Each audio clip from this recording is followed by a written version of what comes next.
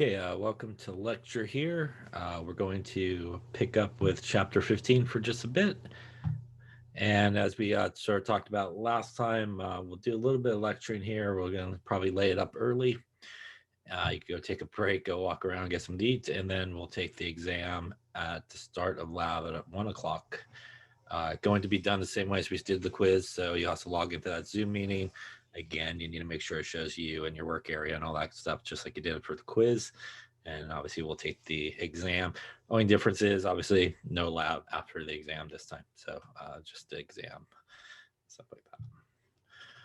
Okay, so obviously the stuff that we're talking about right now is not on the exam. And so this would be for exam 2 material. So we're going to kind of continue on talking about some equilibrium here. We're going to talk about really acid-base equilibrium. And really in this chapter, we're going to get into buffers. We're going to get into titrations. I think we'll come back to it. Also some KSP that's in there as well. So we are also getting into, I would say, probably the two most difficult chapters for people in this class, especially around buffers and titrations, is sort of historically the ones that give students a very difficult time. The good news is, as we will talk about, it is a lot of conceptual understanding of what's going on so that things sort of get calculated correctly.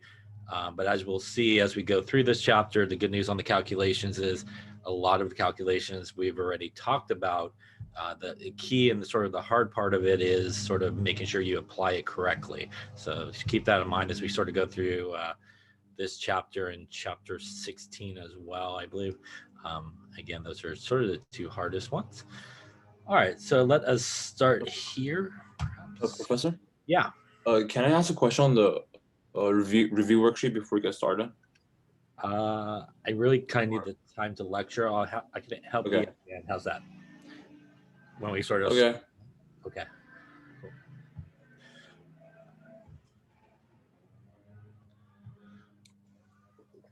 All right. So chapter 15 here. Let's see here. We're going to talk really about what is sometimes referred to as the common ion effect. And the common ion effect is pretty much what it sounds like. We have something that has been set up in an equilibrium situation, and there is a presence really of this sort of ion that's originally there. So you add something that's really was there to begin with. Is sort of a Le Chatelier's sort of principle idea that's happening here.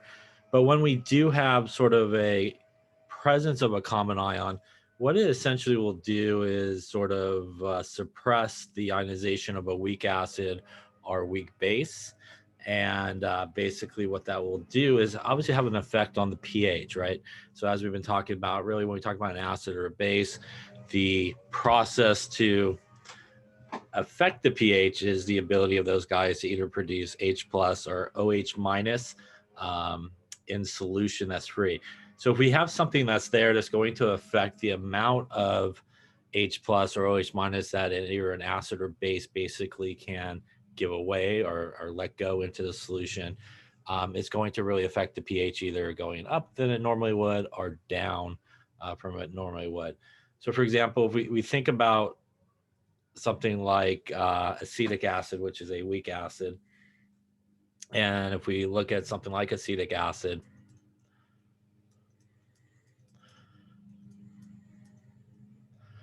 when it normally breaks apart, it breaks apart into CH3COO minus and H plus here, right?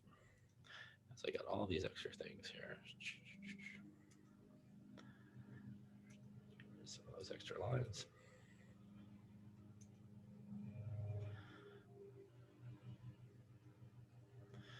All right, so this is normally how it breaks apart. And when it does so, it obviously is going to affect the pH by producing a certain amount of H plus. And the amount of H plus that it produces obviously will have a direct effect, on the pH of the solution. So when we have sort of a common ion, so let's say we took acetic acid and we added into that solution some sodium acetate.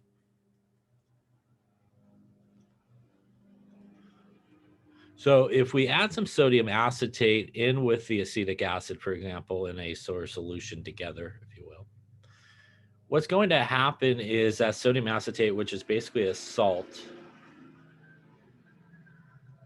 will 100% break apart because it's an ionic compound, and it's going to break apart into acetate and sodium ions. And the process of it making those acetate ions is going to basically produce some more, obviously, acetate guys. And if we look at our original equilibrium here, that's basically like adding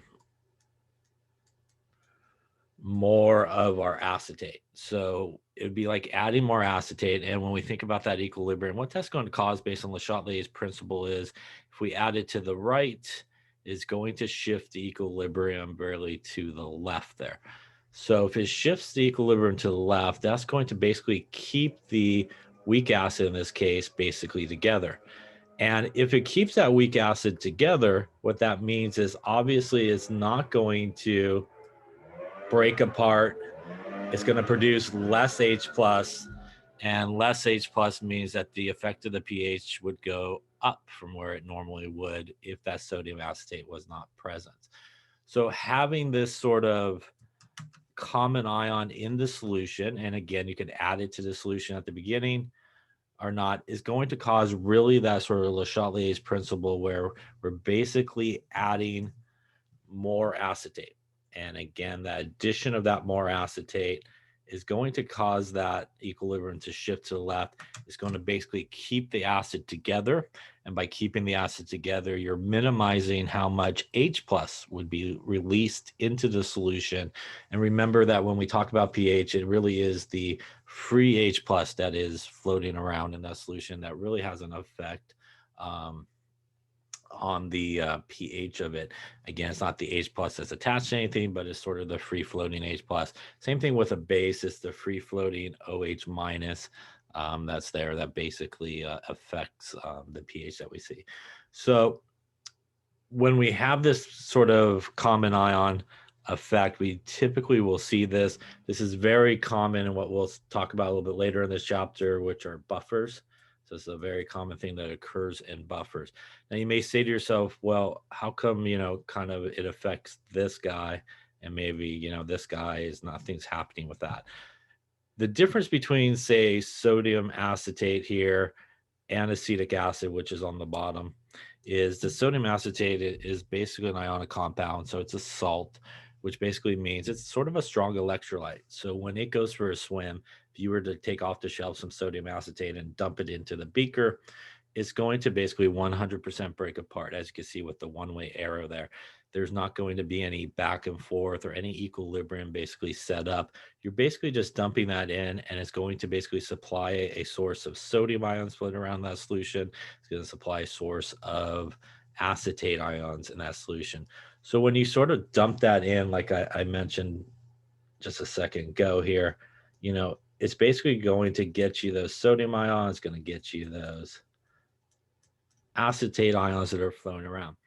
Now, when we sort of dump the acetic acid into the same beaker, we're going to get the acetic acid that's going to be there, but it will set up that equilibrium, produce some H plus and our acetate. So out of the two, it really is only the acetic acid that will set up that equilibrium. And what that basically means, it's going to allow all three of these things to be in solution because of the acetic acid. So that's why when we say we add the sodium acetate here, it's really, again, going to be increasing this amount because in addition to the acetate ions that are there from the acetic acid, we have now basically just added a greater source of acetate ions by dumping in some sodium acetate there. Again, as we just mentioned, that's pretty much going to shift it to the left, going to keep that acid pretty much all together. Any questions on that?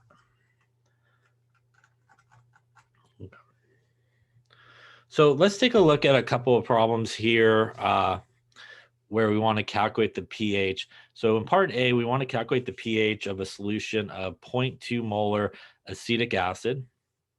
And in part B, we want to do a solution of 0.2 molar acetic acid and 0.3 molar sodium acetate. So why don't you start with part A? And it should be a good review for the exam, I suppose. It's basically a Ka problem, weak acid problem. So work on part A for a minute or two here, see what you come up with, and then we will talk about it, and then we'll talk about B together, I think. So just work on part A right now. Weak acid, so it really should just be a weak acid problem. Again, we know it's a weak acid because there's a Ka value associated with it. So we do want to just kind of set up our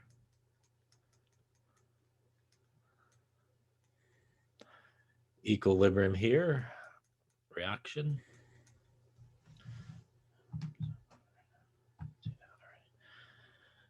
Let's do that.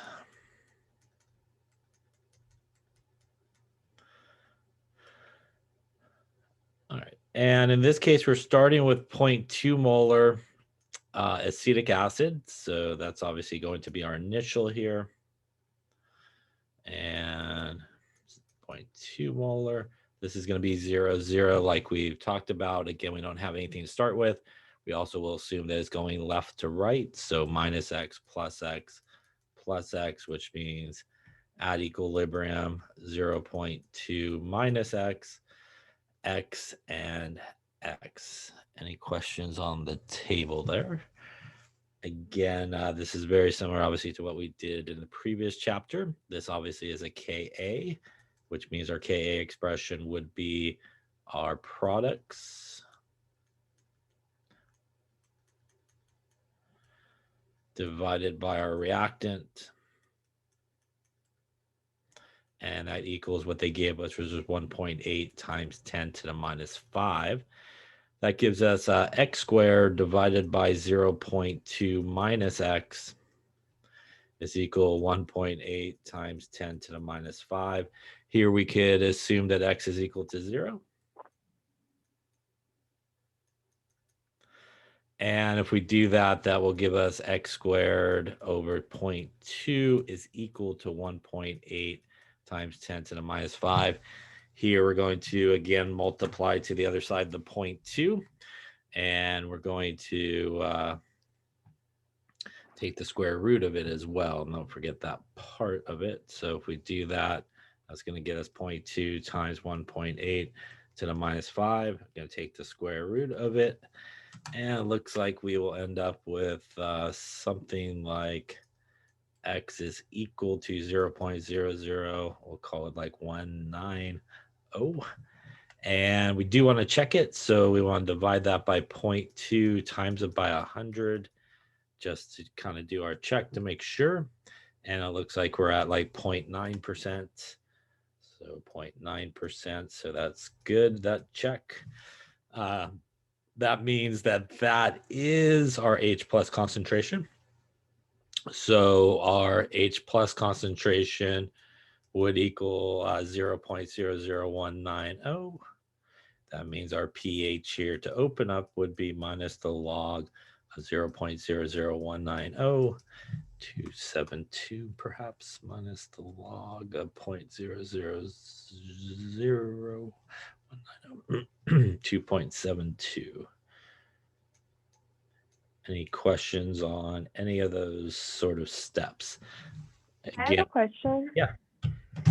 So, in none of the problems, we had an equation where we would have like, let's say like, what is it called, the coefficient in the front of the, like the reactant and the product. So like we have like 2H or we have like 2 like Okay. ammonium. Yeah. And if we do have that, do we put it into the power for the Ka equation? Yeah, you would. So again, so basically the Ka is just an equilibrium expression. So just like normal, you take those coefficients, they become the exponents. And if you did have, you would have to sort of include those. You might not run into too much of that with sort of weak acids or weak bases because they kind of break apart a lot of times into almost a 1-to-1, a lot of them, not all of them. Yeah. But if you did, you would have to include that as well. Other questions? Thank you. You're welcome. Other questions? Okay. So this problem, again, it was just basically a weak acid problem, just like ones we've done before. So we would approach it the same way. So let's take a look actually at part B and see what's going on with B and sort of how we would sort of approach it. So in part B, we are working with the same sort of solution of acetic acid, which is 0.2 molar. But in this case, we're going to also throw in there 0.3 molar sodium acetate. So as we were talking about just a second ago, that sodium acetate really is a source of acetate here. So for the second part, or part B, I get to change, maybe, come here. There you go. So for part B, we have 0.2 molar acetic acid, and we're also throwing in there 0.3 molar sodium acetate. So again, when you look at both of these things, this again is a salt, which means it's going to 100% break apart. So when you throw that into solution, as we talked about on the opening slide there, that's going to sort of 100% break apart into sodium ions and acetate ions here. Again, not going to set up any equilibrium or anything like that, just going to basically break apart. But the acetic acid will basically set up the same equilibrium as we just dealt with a second ago. So out of the two, it is really going to be that acetic acid setting up that equilibrium. So we will approach it with an ice table. We know we initially have 0.2 molar of the acetic acid. The difference, though, is in this case, because we have that common ion that is present, we actually do have an initial concentration of our acetate here. And the initial concentration of our acetate is going to be 0.3 molar coming from the sodium acetate. So that is the main difference here in sort of a common ion problem and how you would approach it through, say, an ice table, is you do need to have that initial concentration of the common ion on the product side, and it won't be zero. If you zero this guy out, you pretty much will just redo the problem we just did in part A, which is obviously different than this one. So very important to make sure that you do have that one. The H plus will still be zero at this point. So that's the major sort of change that you would do here to an ice table. Everything else will sort of follow the same. This will still be minus X. This will still be plus X. This will be plus X. This will still come down if we bring everybody down, 0.2 minus X, 0.3 plus X, also important. It is a plus here. People are used to putting minuses, and that's an X. This also will go into our same Ka expression, which is based off of acetic acid.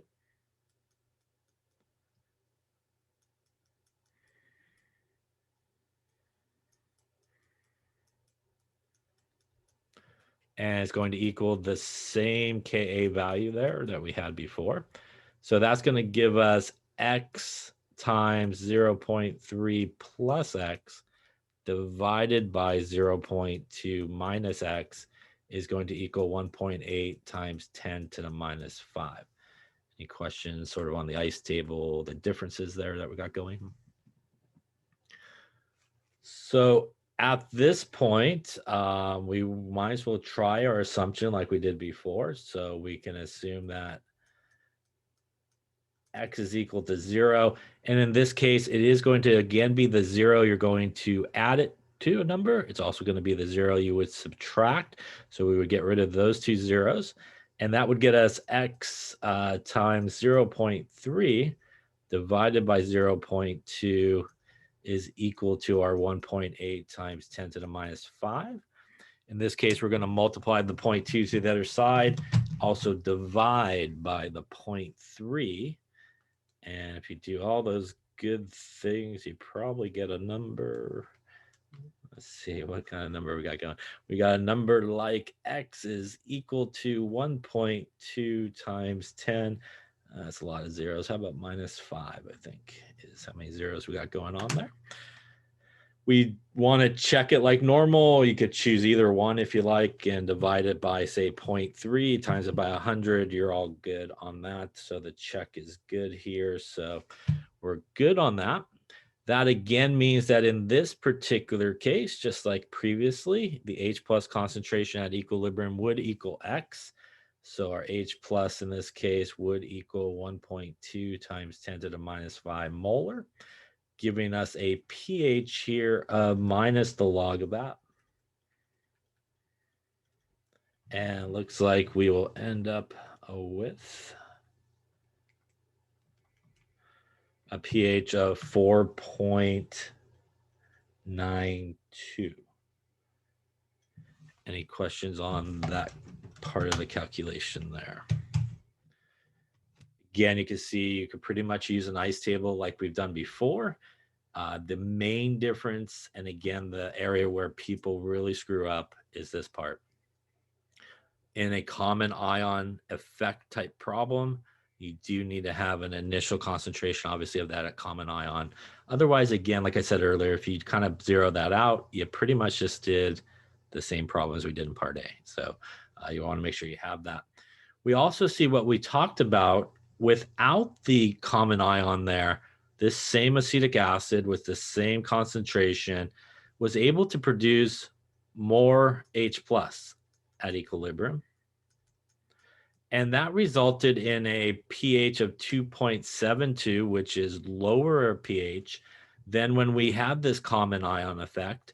Again, the presence of this common ion effect shifting the equilibrium to the left, causing the amount of H plus that we ended up with at equilibrium to be much less than we had with just the acid by itself.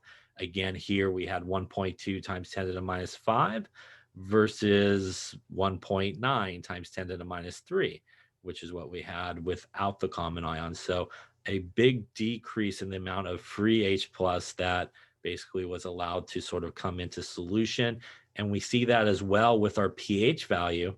Because there was less H plus, that means there's more OH minus, and we do see an increase in the pH between the two.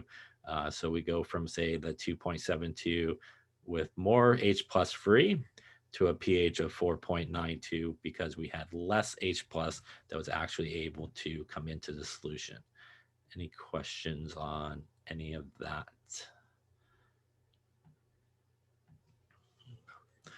So these type of problems, which are, as we'll talk about a little bit later on in this chapter as well, pretty much buffer problems, they really are these common ion problems. You really can sort of do them the exact same way as we've been doing them. But there is a couple of things that we really do see in common ion sort of problems.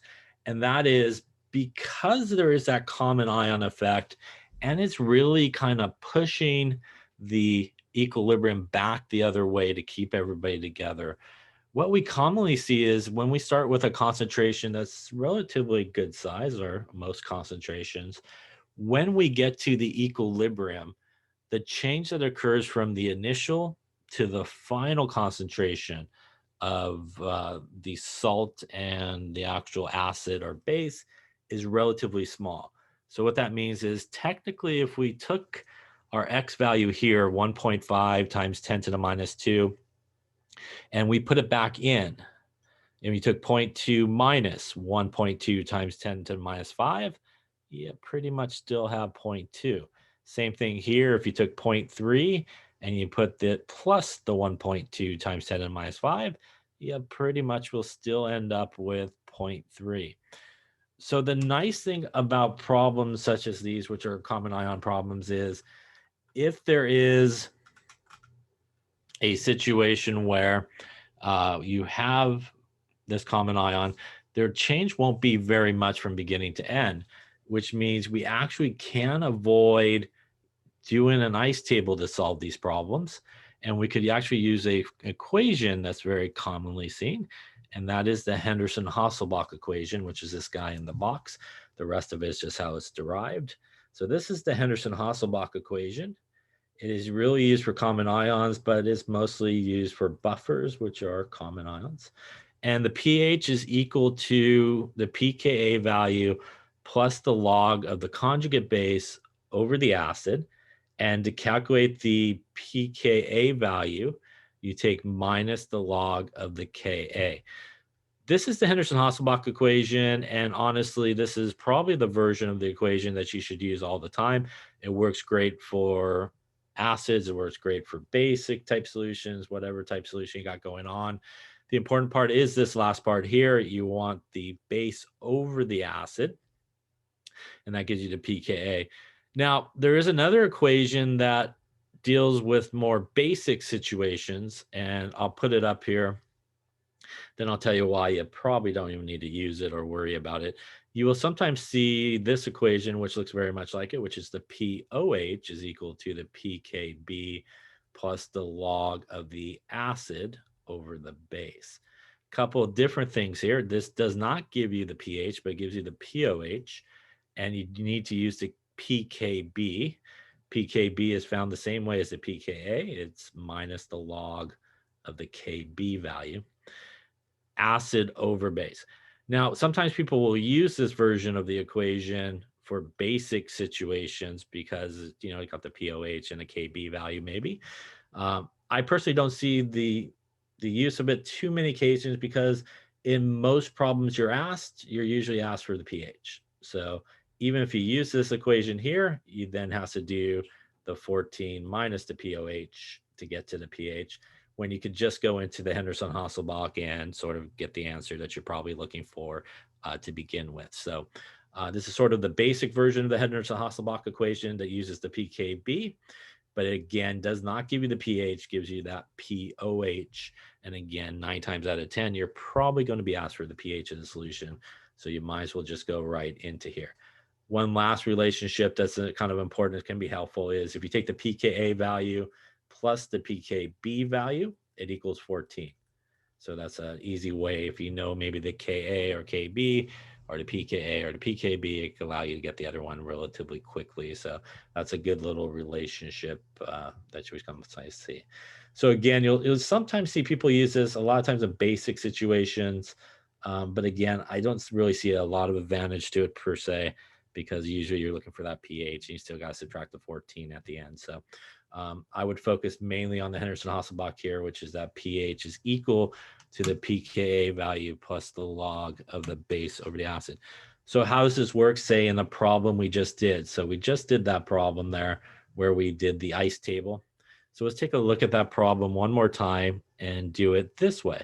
So before we had in that part B, the acetic acid was 0.2 molar. The sodium acetate was 0.3 molar. And again, when we set up that equilibrium from our acetic acid, a couple of things you could hopefully realize. This is obviously acetic acid, so that is the acid. This obviously would be its conjugate base, right?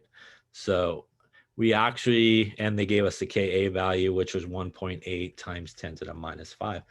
So we could go right into the Henderson-Hasselbalch equation, which is the pH is equal to the pKa plus the log of the base over the acid. To find our pKa value, we would take minus the log of the Ka, 1.8 times 10 to the minus 5. That's going to give us a 4.74 on our pKa value, which means that the pH would then equal 4.74 plus the log. And again, being able to identify which one's the acid and which one's the base is important. So we want our base, which is going to be our acetate up on top, divided by our acid.